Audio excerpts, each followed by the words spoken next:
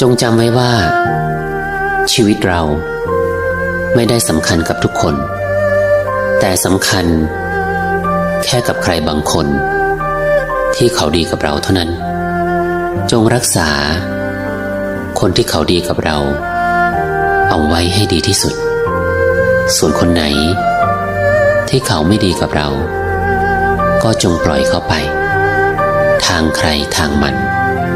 อย่าเป็นคนดีที่ไม่มีคนเกรงใจ